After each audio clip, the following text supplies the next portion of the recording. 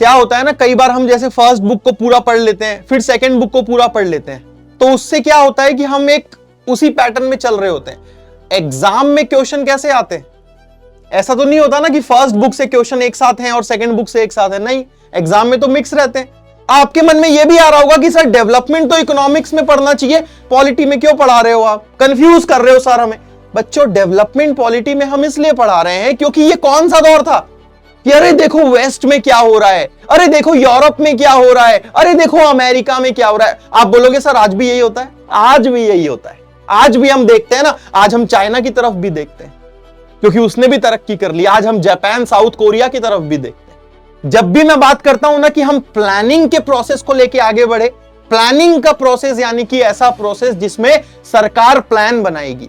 So first 5 year plan में mainly agriculture sector को, agrarian sector पे फोकस किया गया था, डैम्स वगैरह पे इन्वेस्टमेंट किया गया, सिंचाई विचाई मतलब हर उन चीज पे खर्चा किया गया जिससे कि खेती बाड़ी अच्छे से चले, एग्रीकल्चर सिस्टम जो है हमारा बढ़िया से चले। हेलो बच्चों, कैसे हो आप सब? माइंड मैप्स की सीरीज को कंटिन्यू करते हुए मैं हूं राहुल अग्रवाल आप सभी के सामने। सो क्लास 12th के लिए पॉलिटिकल साइंस का माइंड मैप्स हम यहां पे कंटिन्यू कर रहे हैं और अब हम डिस्कस करेंगे पॉलिटिक्स ऑफ प्लान्ड डेवलपमेंट। ठीक है, तो काफी सारे बच्चे बोलेंगे कि सर आपने तो चैप्टर्स को मिक्स कर दिया है। जी हां, मैंने बिल्कुल चैप्टर्स को मिक्स कर दिया है ताकि आपकी अंडरस्टैंडिंग और ज्यादा अच्छे से डेवलप हो। और क्या होता है ना, कई बार हम जैसे फर्स्ट बुक को पूरा पढ़ लेते हैं, फिर सेकंड बुक को पूरा पढ़ लेते हैं, तो उससे क्या होता है कि हम एक उसी पैटर्न में चल रहे होते हैं। एग्जाम में क्वेश्चन कैसे आते हैं? ऐसा तो नहीं होता ना कि फर्स्ट बुक से क्वेश्चन एक साथ हैं और सेकंड बुक से एक साथ है, नहीं, एग्जाम में तो मिक्स रहते हैं। हो सकता है पहला क्वेश्चन फर्स्ट बुक से हो, दूसरा सेकंड बुक से हो, उसके बाद अगले 3 फर्स्ट बुक से हो, उसके बाद अगले 4 सेकंड बुक से हो। क्वेश्चन तो ऐसे ही होते हैं। तो उसी पैटर्न को मैंने यहां पे माइंड मैप्स में भी फॉलो किया है जब हम यहां पे आज डिस्कस कर रहे हैं पॉलिटिक्स ऑफ प्लान्ड डेवलपमेंट। ठीक है, तो अभी तक हमने क्या क्या डिस्कस किया है? सबसे पहला चैप्टर आपका चैलेंजेस ऑफ नेशन बिल्डिंग हमने डिस्कस किया, उसके बाद हमने era of one party dominance discuss किया, देन उसके बाद हमने कोल्ड वॉर डिस्कस किया जिसको काफी बच्चे कहने लग गए कि सर आउट ऑफ सिलेबस है, लेकिन सीयूईटी में तो आपके आएगा ही आएगा। और उसके बाद फिर हमने डिस्कस किया एंड ऑफ बाइपोलैरिटी, है ना। ये सारा कुछ अभी तक हमने माइंड मैप्स के इस सेशन में मतलब इस सीरीज में डिस्कस किया हुआ है। अब बारी है बच्चों पॉलिटिक्स ऑफ प्लान्ड डेवलपमेंट की। तो याद करो फर्स्ट चैप्टर का माइंड मैप क्या बताया था? 3 चैलेंजेस क्या क्या थे?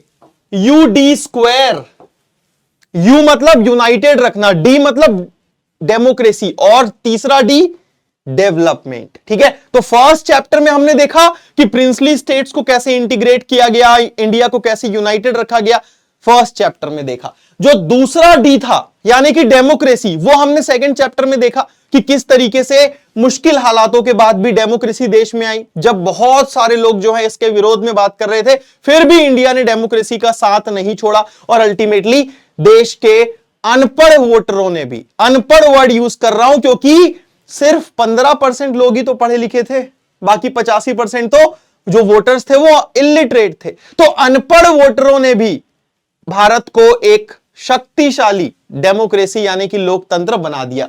अब तीसरे चैप्टर में हम तीसरे डी यानी कि डेवलपमेंट की बात करते हैं कि भैया ठीक है देश को यूनाइटेड रख लिया, है ना, देन उसके बाद डेमोक्रेसी आ गई, सारी बातें अपनी जगह ठीक है, लेकिन देश का आम आदमी पूछ रहा है सरकार से कि मेरे पेट का क्या,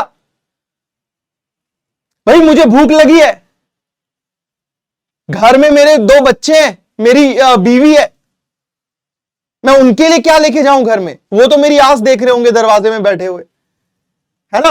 तो डेवलपमेंट, आपके मन में यह भी आ रहा होगा कि सर डेवलपमेंट तो इकोनॉमिक्स में पढ़ना चाहिए, पॉलिटी में क्यों पढ़ा रहे हो, आप कंफ्यूज कर रहे हो सारा में। बच्चों डेवलपमेंट पॉलिटी में हम इसलिए पढ़ा रहे हैं क्योंकि ये कौन सा दौर था? ये 1947 का दौर था, ये 1950-51 का दौर था, ये वो दौर था जब सब चीजें पहली पहली बार हो रही थी, हर कुछ सब चीज फर्स्ट टाइम हो रही थी यार। पहली बार इलेक्शन हुआ, इलेक्शन कमीशन पहली बार बना, ठीक है।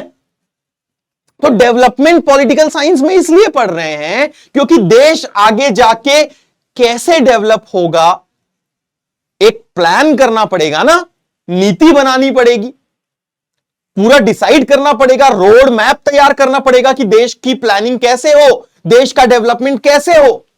तो वो सब कौन करेगा? सरकार करेगी ना, जिन्हें हमने वोट देके चुना है। भाई देश की जनता ने जवाहरलाल नेहरू को देश का पहला प्रधानमंत्री बनाया, किस उम्मीद से कि जब अब वो प्रधानमंत्री बनेंगे, देश में हमारी खुद की सरकार होगी, हम अंग्रेजों के गुलाम नहीं रहेंगे, तो देश का विकास होगा, देश का डेवलपमेंट होगा। इसी उम्मीद से ना। तो अल्टीमेट रिस्पॉन्सिबिलिटी किसकी आ जाती है? आज हम नरेंद्र मोदी के ऊपर डिपेंडेंट है ना, कि वो देश के डेवलपमेंट के लिए पॉलिसीज बनाएंगे। तो उस समय जवाहरलाल नेहरू के ऊपर थे। पॉलिटिक्स तो बहुत इंपॉर्टेंट है ही ना, डेवलपमेंट के डिसीजन कौन लेगा? भाई बड़े बड़े जो उद्योगपति घराने हैं, बड़े बड़े जो इंडस्ट्रियलिस्ट हैं, बिजनेसमैन हैं, वो थोड़ी लेंगे, सरकार लेगी ना। दैट्स द रीजन कि हम डेवलपमेंट के इस प्रोसेस को पॉलिटिकल साइंस में पढ़ रहे हैं। ठीक है। नाउ इस चैप्टर में जो इंपॉर्टेंट है वो मैं आपको बता देता हूं। इस चैप्टर में इंपॉर्टेंट है प्लानिंग। ठीक है। आप सभी प्लानिंग कमीशन के बारे में जानते हैं। प्लानिंग कमीशन अब देश में नहीं है। 2014 में प्लानिंग कमीशन के खत्म होने की बात नरेंद्र मोदी सरकार ने कर दी थी और वो खत्म हो गया, नीति आयोग देश में आ गया था। लेकिन जब हमारा देश आजाद हुआ था तब हम प्लानिंग के पर्पस के साथ जाना चाह रहे थे। ठीक है। और इस वजह से हमने प्लानिंग कमीशन बनाया था, जो कि 1950-51 में रेडी हुआ। 1950s की बात है। ठीक है। तो ये प्लानिंग कमीशन क्या था, इसके चेयरपर्सन कौन थे, इसका क्या काम था, 5 ईयर प्लान्स क्या क्या थे। ठीक है। ये सारी चीजें हम इस चैप्टर में डिस्कस करेंगे। अब देखो यहां पे एक चीज आपको मैं और बता दूं कि जब मैं बात करता हूं ना डेवलपमेंट की, तो डेवलपमेंट का मायने, डेवलपमेंट के मतलब, ठीक है, डेवलपमेंट की मीनिंग मेरे लिए अलग हो सकती है, हो सकता है आपके लिए अलग हो। आप देखते होंगे बहुत जगह आजकल चल रहा है कि भाई कहीं से हाईवे जाएगी, ठीक है, हाईवे की सड़क जाएगी मतलब, तो वहां पे क्या होगा भैया, अब वहां से हाईवे गुजरेगा तो वहां पे रहने वाले जितने भी झुग्गी झोपड़ी में लोग रह रहे हैं उनको हटाओ भाई, उनको हटाओ, उनको हटाना पड़ेगा। अब वो बेचारे घर से बेघर हो गए, सरकार ने बोला ठीक है हम आपको मुआवजा दे देंगे, हम आपको कंपनसेट कर देंगे, आपको दूसरी जगह में हम रिलोकेट कर देंगे, रिहैबिलिटेट कर देंगे। तो अब आप मुझे बताओ कि सरकार के लिए डेवलपमेंट है कि हाईवे बन रहा है, लेकिन उस परिवार का सोचो ना जो झुग्गी झोपड़ी में रह रहा है, जिसको आपने 1 सेकंड में वहां से फेंक दिया दूसरी जगह, कोई आपको आपके घर से ऐसे निकाले तो कैसा फील होगा? तो उस परिवार के लिए डेवलपमेंट हाईवे नहीं है, वो तो जीवन भर हाईवे को कोसेगा कि भाई इस हाईवे के चक्कर में मेरा घर उजड़ गया। ठीक है। तो डेवलपमेंट के मायने अलग अलग होते हैं सभी के लिए। फाइन। ये वो दौर था 1950s का जब सारी चीजें वेस्टर्न देशों के साथ कंपेयर करके देखे जा रही थी कि अरे देखो वेस्ट में क्या हो रहा है, अरे देखो यूरोप में क्या हो रहा है, अरे देखो अमेरिका में क्या हो रहा है। आप बोलोगे सर आज भी यही होता है? आज भी यही होता है। आज भी हम देखते हैं ना, आज हम चाइना की तरफ भी देखते हैं क्योंकि उसने भी तरक्की कर ली, आज हम जापान साउथ कोरिया की तरफ भी देखते हैं। ठीक है। लेकिन आज भी अरे यार यूरोप में देखो, अरे यार अमेरिका में देखो, वो चल ही रहा है। वो उस समय भी वैसे ही था। ठीक है। तो उस समय ऐसा माना जाता था कि डेवलपमेंट यानी कि मॉडर्नाइजेशन, आज भी वही माना जाता है। ठीक है कि डेवलपमेंट यानी कि मॉडर्नाइजेशन। तो जब देश आजाद हुआ दोस्तों, जब देश आजाद हुआ तो 2 मॉडल्स हमारे सामने थे। ठीक है। 2 मॉडल्स हमारे सामने थे जिनमें से हमें एक तरीके से सेलेक्ट करना था कि हम किस मॉडल को लेके चलें, कि दुनिया भर में लगभग ये 2 मॉडल चल रहे थे। वो 2 मॉडल कौन कौन से थे? On the eve of independence, India had before it 2 models of development, the liberal capitalist and the socialist model. ठीक है। एक मॉडल था कैपिटलिस्ट मॉडल। ठीक है। कैपिटलिस्ट मॉडल जो कि अमेरिका जैसे देशों में, यूरोप जैसे देशों में चल रहा था, और दूसरा था सोशलिस्ट मॉडल जो कि यूएसएसआर साइड चल रहा था। अब मैंने आपको पहले पढ़ा दिया है कोल्ड वॉर और एंड ऑफ बाइपोलैरिटी, तो अब तो सारे बच्चे समझ जाएंगे। शॉक थेरेपी क्या थी? जब यूएसएसआर टूट गया तो शॉक थेरेपी क्यों दी गई थी? ताकि सोशलिस्ट से कैपिटलिस्ट में वो देश जो है कन्वर्ट हो जाएं। अब तो आपको सारे मेरे जितनी भी क्लास के स्टूडेंट्स हैं जिन्होंने माइंड मैप्स देखा है, सबको पता है ना कि अमेरिका जो था वो कैपिटलिस्ट सिस्टम को फॉलो कर रहा था। इंडिया क्या फॉलो करेगा वो तो हम बाद में देखेंगे। यूएसएसआर जो था वो सोशलिस्ट को फॉलो कर रहा था। अब भारत नया नया आजाद हुआ, भारत ने देखा कि भाई कोल्ड वॉर का जमाना है, ये तो आधे देश अमेरिका के साथ हैं, अमेरिका की पॉलिसीज को फॉलो कर रहे हैं, आधे देश यूएसएसआर के साथ हैं, उसकी पॉलिसीज को फॉलो कर रहे हैं। अब हमें निर्णय लेना था कि हम क्या करें, हम क्या करें। ठीक है, तो कैपिटलिस्ट मॉडल यानी कि ऐसा मॉडल जिसमें प्रॉफिट, पैसा कमाना मेन मोटिव होता है, और सोशलिस्ट मॉडल यानी कि ऐसा मॉडल जिसमें पैसा कमाना मोटिव सबसे मेन नहीं होता, सोशल इंटरेस्ट, पब्लिक इंटरेस्ट सबसे ज्यादा मेन होता है। आपको मैं एग्जांपल देता हूं, सपोज ये जैकेट है, ठीक है, ये जैकेट है। अब अगर मैं एक ऐसे देश में हूं जो कि कैपिटलिस्ट मॉडल को फॉलो करता है, जिसको पैसा पैसा पैसा चाहिए, ठीक है, अब आप मुझे एक बात बताओ कि ये जैकेट है और इसके अंदर में ये शर्ट है, ठीक है, जनता परेशान है ठंड से, जनता को चाहिए जैकेट, जनता को चाहिए जैकेट, लेकिन मार्केट में डिमांड ज्यादा है शर्ट की। ठीक है, अब आप बोलोगे सर जनता ही तो मार्केट है, नहीं, जरूरी नहीं है। ठीक है भाई, मार्केट में बहुत सारे रईस लोग भी तो हैं, तो उनको चाहिए शर्ट, लेकिन जो देश की गरीब जनता है, आम जनता है, वो जैकेट चाहिए उनको, क्योंकि ठंड से वो परेशान है। ठीक है, तो अगर कैपिटलिस्ट देश में कोई इंडस्ट्री होगी तो वो फोकस करेगी शर्ट बनाने में, क्योंकि शर्ट से पैसा ज्यादा आएगा। लेकिन सोशलिस्ट देश में अगर कोई इंडस्ट्री होगी तो वो जैकेट बनाने में पहले फोकस करेगी, क्योंकि जैकेट से जनता का भला पहले होगा। ये एक एग्जाम्पल दिया है ताकि कैपिटलिस्ट और सोशलिस्ट को आप समझ सको। ठीक है, तो भारत को ये दोनों में डिसाइड करना था कि हम क्या करें, या कोई तीसरा ही मॉडल हम लेके आ जाएं। ठीक है, तो सोशलिस्ट इकोनॉमी में सरकार जो होती है ना, वो बहुत इंपॉर्टेंट होती है।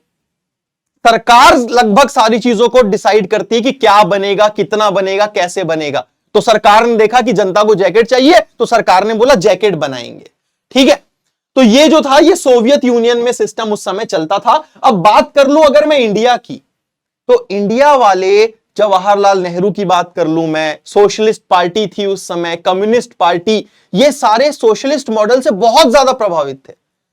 दे वांटेड कि इंडिया में भी यही वाली पॉलिसी चले, क्योंकि इंडिया में गरीबी बहुत ज्यादा थी। तो हम कैपिटलिस्ट सिस्टम को अफोर्ड नहीं कर सकते थे, क्योंकि अभी हमें पैसा पैसा नहीं चाहिए था, अभी तो हमें देश की जनता को जो बेसिक नेसेसिटी है वो प्रोवाइड करनी थी। ठीक है, सो इंडिया में कई सारे थे जो इस सोशलिस्ट मॉडल से इंप्रेस थे। इसमें कम्युनिस्ट पार्टी के लीडर्स भी थे, सोशलिस्ट पार्टी के लीडर्स भी थे, और कांग्रेस में नेहरू जैसे नेता भी शामिल थे जो कि सोशलिस्ट मॉडल को पसंद करते थे। अब अगर मैं बात कर लूं कैपिटलिस्ट मॉडल की, तो ये ऐसा सिस्टम है जिसमें सरकार का रोल बहुत कम होता है और मार्केट फोर्सेस डिसाइड करते हैं कि क्या बनना है क्या नहीं। डिमांड एंड सप्लाई वाला जो मेथड है ना, वो चलता है कि भैया जिस चीज की डिमांड ज्यादा है वो हम देंगे, ठीक है, ताकि उससे हमें पैसा मिले। तो यहां पे मेन मोटिव किस चीज का होता है? पैसा कमाना है। Okay, so under this system all the goods are produced by the private sector. सरकार की इंटरफेरेंस एकदम नेग्लिजिबल होती है, और यह सिस्टम उस समय अमेरिका में चल रहा था। इंडिया में बहुत कम लोग थे जो इस वाले मॉडल को फॉलो करना चाहते थे। ठीक है, कैपिटलिस्ट सिस्टम के फेवर में भारत में उस समय बहुत कम लोग थे। Now the nationalist leaders were very clear.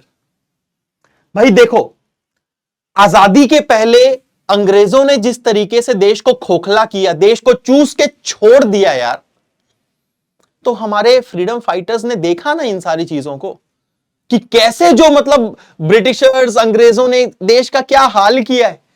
उनका सिर्फ मेन मकसद था कि देश के खजाने को लूट के अंग्रेज लेके मतलब लंदन लेके जाना। ठीक है, वो थोड़ी ना देश का डेवलपमेंट चाहते थे, उनको देश की जनता से क्या मतलब, कोई मतलब नहीं। लेकिन अब तो हमारी सरकार है ना, अब हम वो वाला सिस्टम तो फॉलो नहीं कर सकते ना जो ब्रिटिशर्स चला रहे थे। अगर हम उसी सिस्टम को फॉलो करेंगे तो उनमें हमें फर्क क्या रहा। ठीक है, तो हमारे जो नेशनलिस्ट लीडर्स थे वो इस चीज को लेके एकदम क्लियर थे कि सरकार, भारत की आजाद सरकार का जो एजेंडा होगा वो अंग्रेज की सरकार से बहुत डिफरेंट होगा। ठीक है, and it was also clear that the task of poverty alleviation and social economic redistribution was being seen as the responsibility of the government. गरीबी हटाना, ठीक है, गरीबी हटाना, सोशल जस्टिस देना लोगों को, सामाजिक न्याय, आर्थिक न्याय, ये सारी रिस्पॉन्सिबिलिटी सरकार की थी। ठीक है, so there were debates among them, for some industrialization seem to be preferred path, for the others the development of agriculture and rural poverty alleviation was the priority. तो इस बहस पे हम आगे चलेंगे। थोड़ा सा यहां पे आपको मैं हिस्ट्री ऑफ प्लानिंग बता देता हूं। देखो, बहुत बहस चल रही थी कि भाई अब देश नया नया आजाद हुआ है, जब हम नया नया घर बनाते हैं, ठीक है, तो घर बनाते हैं तो भाई घर के जो बड़े बुजुर्ग होते हैं वो कितनी सारी चीजों पे चर्चाएं करते हैं कि क्या करें क्या नहीं करें, कैसे घर को चलाना है, क्या काम धंधा करना है, वगैरह वगैरह। तो यहां तो नया नया देश आजाद हुआ था यार, इतना बड़ा भारत देश। तो डिबेट्स चल रही थी हर जगह, हेल्दी डिबेट्स, हेल्दी डिबेट्स। मतलब किस तरीके की डिबेट्स कि भाई कैसा होना चाहिए हमारा मॉडल डेवलपमेंट का, कौन सी पॉलिसीज हमें अपनानी चाहिए, कैपिटलिस्ट, कोई सोशलिस्ट, मतलब हर कोई अपने अपने हिसाब से, अपनी बुद्धि के हिसाब से डिस्कस कर रहा था चीजों को।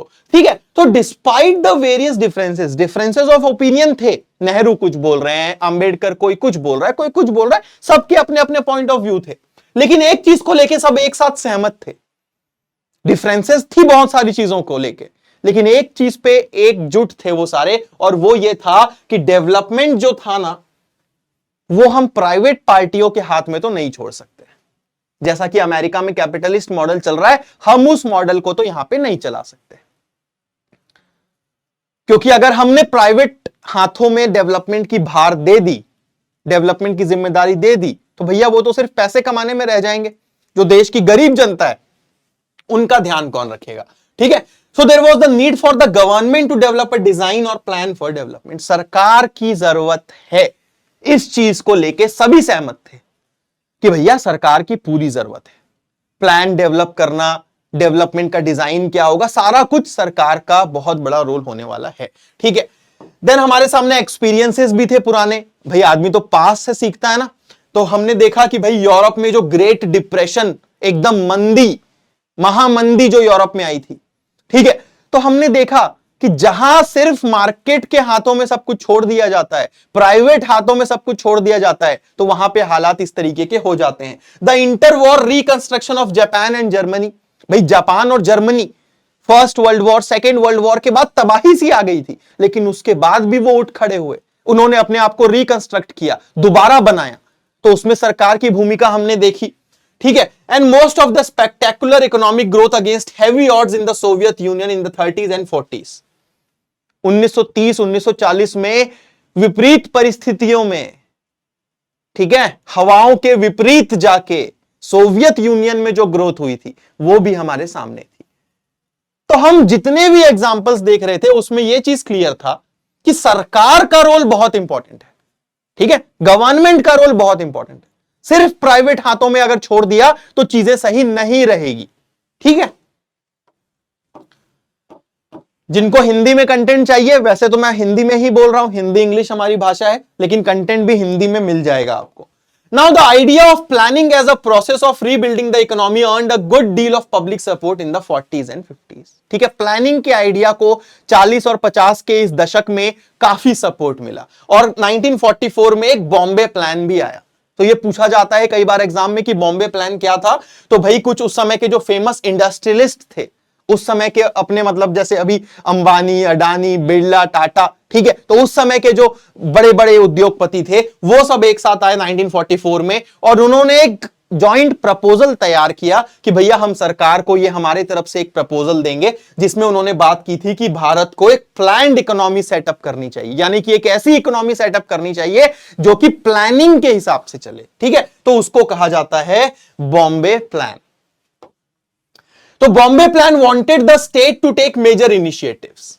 ठीक है, जब भी मैं बात करता हूं ना कि हम प्लानिंग के प्रोसेस को लेके आगे बढ़े, प्लानिंग का प्रोसेस यानी कि ऐसा प्रोसेस जिसमें सरकार प्लान बनाएगी और देश उसके हिसाब से चलेगा।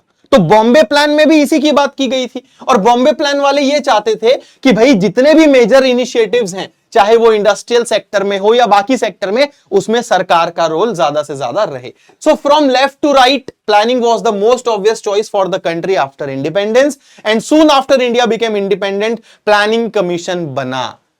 प्राइम मिनिस्टर उसके चेयरपर्सन बने. ये याद रख लेना कि चेयरपर्सन कौन था, प्राइम मिनिस्टर. और प्लानिंग कमीशन भारत की सबसे ज्यादा फेमस, चर्चित, इन्फ्लुएंस्ड सेंट्रल मशीनरी बन गई कि भैया आगे क्या करना है, आगे क्या होगा, 5 साल बाद क्या होगा, 10 साल बाद क्या होगा, 15 साल बाद क्या होगा, ये सारा डिसाइड कौन करेगा, प्लानिंग कमीशन. प्लानिंग कमीशन का चेयरपर्सन कौन होगा, प्राइम मिनिस्टर. यानी कि ये ऐसी बॉडी हो गई जो सेंट्रल गवर्नमेंट के कंट्रोल में है.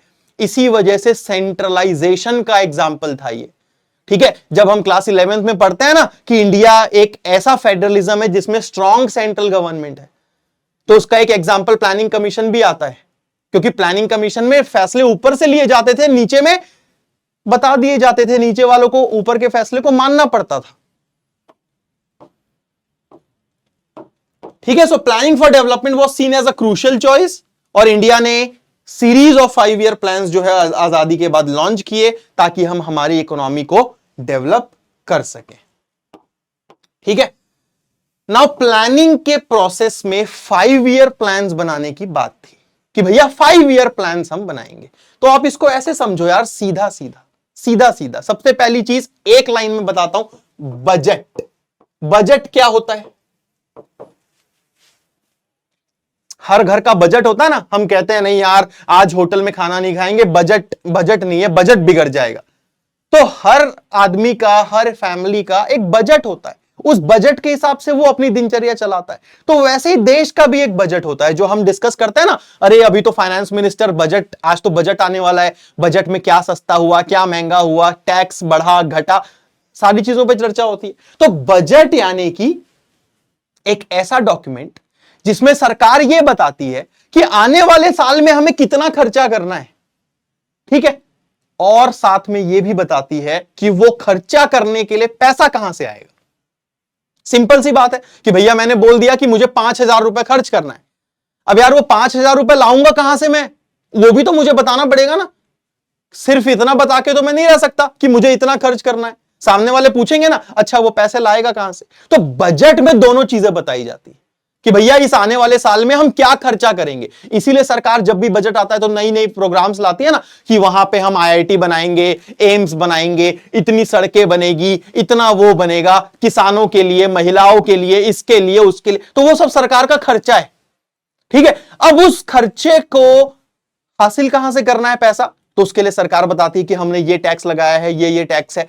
वो टैक्सेशन से सरकार पैसे वसूलती है और फिर उसको खर्च करती है. ऐसे बजट चलता है. ठीक है, तो 5 ईयर प्लान्स में क्या था, प्लानिंग के प्रोसेस में एक प्लानिंग कमीशन बना दिया गया और प्लानिंग कमीशन को रिस्पॉन्सिबिलिटी दी गई कि आपको 5 ईयर प्लान्स बनाने हैं. 5 ईयर प्लान्स. ठीक है, नाउ ये जो 5 ईयर प्लान्स था, जैसा कि नाम से आपको लग रहा है 5 साल का प्लान, यानी कि अगर पहला प्लान 1951 में आया तो वो 1956 तक चलेगा कि भैया इस 5 साल में हमें ये सब करना है.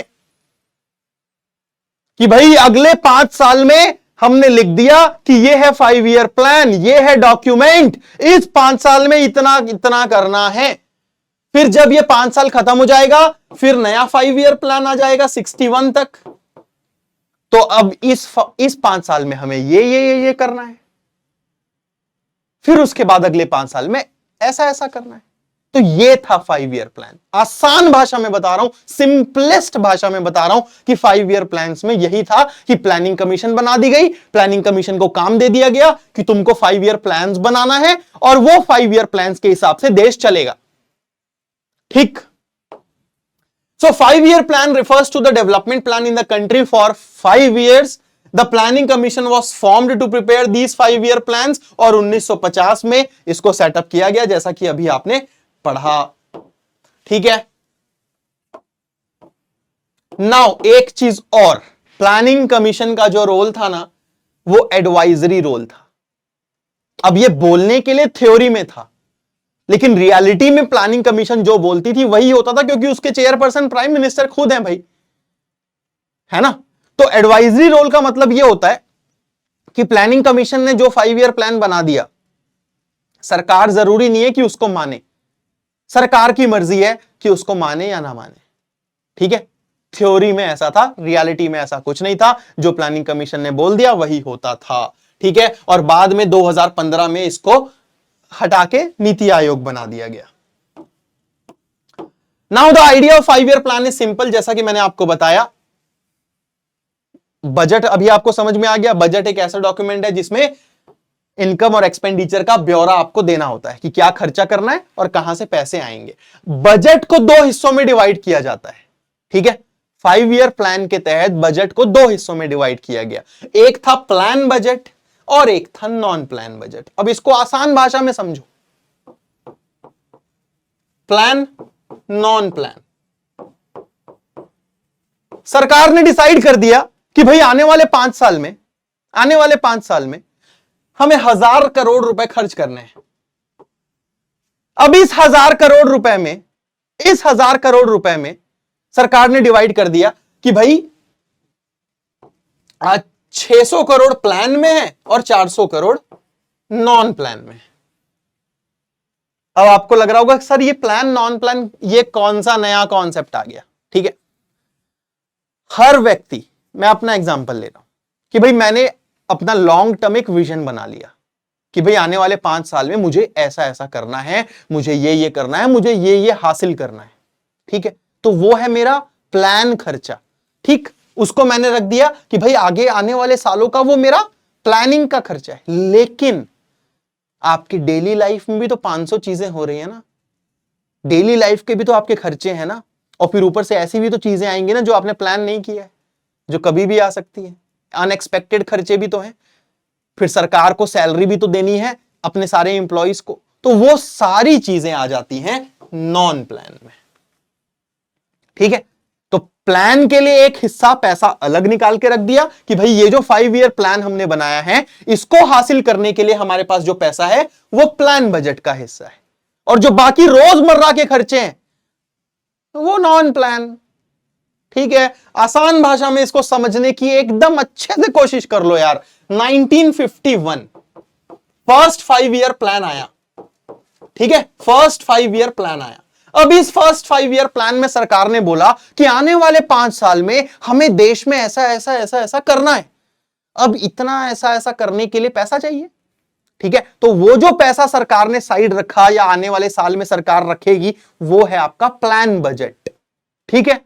और बाकी जो आपके डेली बेसिस के खर्चे चल रहे हैं वो है नॉन प्लान बजट। क्योंकि देखो क्या है ना कि जब आपने प्लान किया है कि भाई आने वाले 5 साल में हम ऐसा करेंगे वैसा करेंगे, सारी चीजें प्लान के हिसाब से ही नहीं चलेगी ना। बहुत कुछ ऐसा भी तो होगा, अचानक से बीच में सूखा पड़ गया, चाइना के साथ वॉर हो गया, कितनी सारी ऐसी कंडीशन आई। 1951 में प्लानिंग कमीशन को पता था क्या कि 10 साल बाद चाइना से वॉर लड़ेंगे हम? किसी को नहीं पता था ना। तो वो सारी अनएक्सपेक्टेड खर्चे आते हैं आपके नॉन प्लान, ठीक है। So the non plan is spent on routine items yearly and plan budget is spent on a 5 year basis, जो कि प्लान में प्रायोरिटीज फिक्स्ड हैं आपकी, ठीक है। जब पहला 5 ईयर प्लान आ रहा था, जब उसकी चर्चाएं हो रही थी कि हाँ यार पहला 5 ईयर प्लान बन रहा है, अरे बस रेडी हो गया, अरे बस आने वाला है, भाई साहब जोरदार एक्साइटमेंट, जबरदस्त धमाका, बेहतरीन एक्साइटमेंट, ठीक है। So draft and the actual document जो कि 1951 दिसंबर में रिलीज हुआ, उसने जबरदस्त एक्साइटमेंट जो है देश में जनरेट की। जैसे लोग क्रिकेट की चर्चा करते हैं ना, हर जगह चाय के ठेलों में पान खाते हुए, नुक्कड़ में, गलियों में, चौराहों में, वैसे ही पढ़ा लिखा, अनपढ़, बूढ़ा, बुजुर्ग, सब कोई उस समय प्लान की चर्चा कर रहा था, क्योंकि हर कोई एक्साइटेड था ना यार। इतने सालों की अंग्रेजों की गुलामी से बर्बाद हो रखे थे, देश बर्बाद हो रखा था यार। देश के लोग मतलब ऐसा था कि बस अब ये निकले हैं, अब एक नया सवेरा है, एक नया सूरज उग रहा है, ठीक है। तो इस प्लान को लेके सभी बहुत एक्साइटेड थे। सेकेंड 5 ईयर प्लान 1956 में आया, एक्साइटमेंट तब भी थी। और थर्ड 5 ईयर प्लान 1961 में आया, एक्साइटमेंट तब भी थी। चौथा प्लान 1966 में आने वाला था, तब तक प्लानिंग को लेके लोगों का एक्साइटमेंट काफी हद तक डाउन हो चुका था। और ये वो दौर था 1966 का जब इंडिया को बहुत इकोनॉमिक क्राइसिस का सामना करना पड़ा था। और इसी दौरान लाल बहादुर शास्त्री ने जय जवान जय किसान का नारा दिया था। एक तरफ चाइना से वॉर, एक तरफ पाकिस्तान का अलग लफड़ा, ऊपर से देश में सूखा, देश में खाने की अनाज की कमी, बहुत बुरा दौर था ये। ठीक है, तो इंडिया ने उस समय प्लान हॉलीडे ले लिया था। ठीक है, तो बेसिकली आपको कमेंट सेक्शन में मुझे बताना है कि प्लान हॉलीडे क्या था। ठीक है, what was the plan holiday. First 5 year plan के मेन कैरेक्टरिस्टिक्स क्या थे ये पूछा जा सकता है, तो ये थोड़ा सा ध्यान रख लेना भाई। सबसे पहला तो इसका मकसद ये था कि देश को गरीबी से बाहर निकालना। First prime minister Jawaharlal Nehru ने पार्लियामेंट के सामने ये प्लान रखा था, और इस प्लान के साथ जो नाम जोड़ा जाता है वो है के.एन. राज का। ठीक है, जो कि एक यंग इकोनॉमिस्ट थे, और उन्होंने ये कहा था कि इंडिया को शुरू के 20 साल धीरे धीरे, थोड़ा थोड़ा, हल्के हल्के, हौले हौले चलना चाहिए। ठीक है, सो फर्स्ट 5 ईयर प्लान में मेनली एग्रीकल्चर सेक्टर को, एग्रेरियन सेक्टर पे फोकस किया गया था। डैम्स वगैरह पे इन्वेस्टमेंट किया गया, सिंचाई विचाई, मतलब हर उन चीज पे खर्चा किया गया जिससे कि खेती बाड़ी अच्छे से चले, एग्रीकल्चर सिस्टम जो है हमारा बढ़िया से चले। The plan identified the pattern of land distribution as the obstacle in the way of agricultural growth. ठीक है, लैंड का जो डिस्ट्रीब्यूशन था कि भैया बड़े बड़े जो पूंजीपति थे, जो जमींदार थे, उन लोग सारी जमीन हथिया के बैठे हुए थे। ठीक है, तो इस प्लान में यह आइडेंटिफाई किया गया था कि सबसे बड़ा जो रोड़ा है देश की ग्रोथ में वो यही है। जब तक हम लैंड रिफॉर्म्स नहीं करेंगे चीजें ठीक नहीं होगी। और साथ ही साथ फर्स्ट 5 ईयर प्लान में सेविंग्स को इंक्रीज करने पे भी जोर दिया गया था। ठीक है, उसी तरीके से जो सेकंड 5 ईयर प्लान आया था उसमें रैपिड इंडस्ट्रियलाइजेशन पे फोकस किया गया। फर्स्ट 5 ईयर प्लान में एग्रीकल्चर सेक्टर पे फोकस था, सेकंड 5 ईयर प्लान में इंडस्ट्रियलाइजेशन पे फोकस था, और ये पीसी महल नोबिस जी की लीडरशिप पे ड्राफ्ट और रेडी किया गया था। ठीक है, इसमें क्विक स्ट्रक्चरल ट्रांसफॉर्मेशन की बात की गई थी कि फटाफट करो फटाफट करो। ठीक है, धीरे धीरे नहीं करना। जब ये प्लान फाइनलाइज हो रहा था उसके पहले कांग्रेस पार्टी ने अपने एक सेशन में, जो कि अवाड़ी में हुआ था, मद्रास के पास में, वहां पे एक इंपॉर्टेंट रिजोल्यूशन पास किया था जिसमें उन्होंने डिक्लेयर कर दिया था कि सोशलिस्ट पैटर्न ऑफ सोसाइटी हमारा गोल है। तो मैंने आपको स्टार्टिंग में ही बता दिया कि सोशलिस्ट मॉडल को लेके इंडिया वाले ज्यादा इंप्रेस थे as compare to the capitalist. तो यहां पे तो कांग्रेस ने ये डिक्लेयर ही कर दिया कि हमारे देश की जो हमारी सोसाइटी है, हमारे देश में जो रहने वाले लोग हैं, सोशलिस्ट पैटर्न से हम देश को चलाएंगे। ठीक है, सो गवर्नमेंट ने इंपोर्ट्स पे टैरिफ इंपोज करने शुरू कर दिए ताकि हम डोमेस्टिक इंडस्ट्रीज को बचा सकें। ठीक है, as savings and investments were growing in this period, a bulk of these industries like electricity, railway, steel, machinery etc. could be developed in the public sector। और ये जो पुश था इंडस्ट्रियलाइजेशन के टूवर्ड्स, इसने जो है इंडिया के development में एक टर्निंग पॉइंट की तरह ये साबित हुआ। ठीक है, देन उसके बाद देखो 5 ईयर प्लान्स के गोल्स की बात कर लें अगर पूछा जाता है तो ग्रोथ करनी है। देन मॉडर्नाइजेशन, क्योंकि मॉडर्नाइजेशन से उस समय डेवलपमेंट को जोड़ा जा रहा था। सेल्फ रिलायंस पे फोकस था कि भैया हमें किसी दूसरे देश पे निर्भर नहीं रहना, खुद करेंगे यार जो करेंगे। ठीक है, आत्मनिर्भर रहना है। और इक्विटी, ठीक है, एक होता है इक्वालिटी, एक होता है इक्विटी। इक्विटी यानी कि हम डिस्क्रिमिनेट नहीं करेंगे, भेदभाव नहीं करेंगे, सबके लिए समान होगा डेवलपमेंट। ठीक है, ऐसा नहीं होगा कि कुछ चंद लोगों को डेवलपमेंट का फायदा मिल रहा है और बाकी सारे लोग जो है वो परेशान घूम रहे हैं। ओके,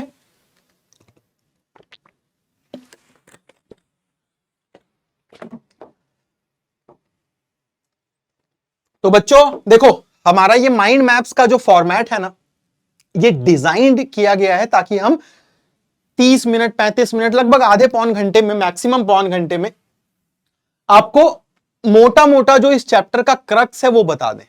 ठीक है, बाकी जो डिटेल में है आप एनसीईआरटी से पढ़ें। कोई भी डाउट हो कमेंट सेक्शन में मुझे बताना, और मैंने जो आपसे सवाल पूछा है प्लान हॉलीडे क्या था उसका आंसर देना बिल्कुल ना भूलना। साथ ही साथ कैसी लग रही है माइंड मैप्स की हमारी ये सीरीज कमेंट सेक्शन में जरूर बताएं। ठीक है, so with that I will be ending the session here. Thanks a lot, bye everyone, take a good care of yourself.